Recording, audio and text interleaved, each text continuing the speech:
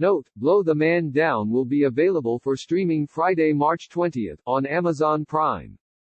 Tourists know coastal Maine as an idyllic summer spot of rocky beaches, lobster piers, cute little towns where independent bookstores and coffee shops still thrive, and the bed and breakfast places are among the quaintest in the country. Blow the Man Down takes place in the fictional seaside town of Easter Cove, Maine, and while no approximate location is given, it looks like a straight latitudinal line to Brainerd, Maine, the primary setting of Joel and Ethan Coen's Fargo. There's surely a time of year when the snow and wind doesn't bite at your skin, but the film makes it impossible to imagine.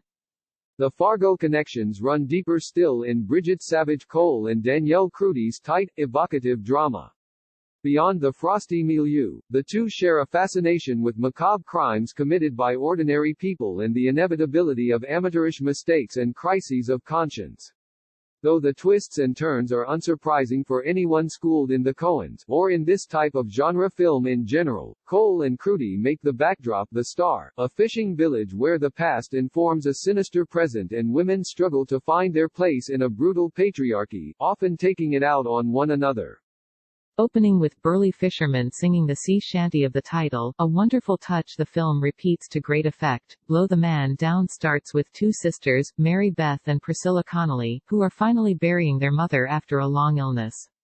Mary Beth, Morgan Saylor, and Sophie Lowe, have inherited problems that are keeping them penned down in Easter Cove for the time being, including a house that's on the brink of foreclosure and a lightly trafficked fish market.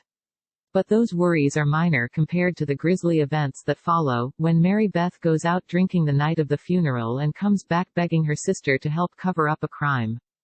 In truth, Mary Beth was in the right. She has a reputation around town for liking the creeps, and she found herself a doozy that night, but given her own inebriation and recklessness, she and assume the police won't understand why she harpooned a man in self-defense.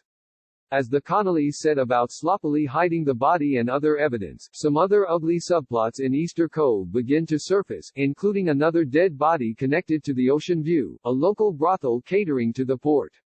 The Ocean View's proprietor, Enid, Margot Martindale, holds many of the cards in this whole scenario, but how she chooses to play them is anybody's guess. In an inspired bit of writing and casting, Cole and Crudy have hired three veteran actresses, June Squibb, Annette O'Toole and Marceline Hugo, as the village busybodies and standard-bearers, always sticking their nose in other people's business. The history of Easter Cove, and of the brothel especially, accounts for a fascinating split between the morally upstanding trio and Enid, who sees herself as continuing a service that's foundational to the community.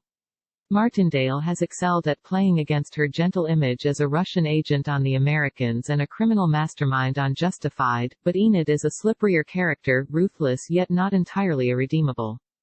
It's normally not a great sign when the lead characters are less compelling than anything around them, but the Connollys' predicament opens up the weird bits of village mythology and feminine conspiracy that secretly drives the film forward.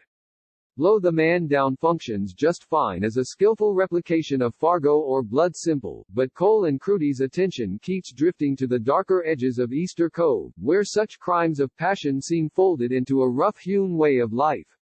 Isolated from the rest of civilization, Maine yet as discreet as a snow globe, it plays by its own unwritten rules and the film teases them out beguilingly.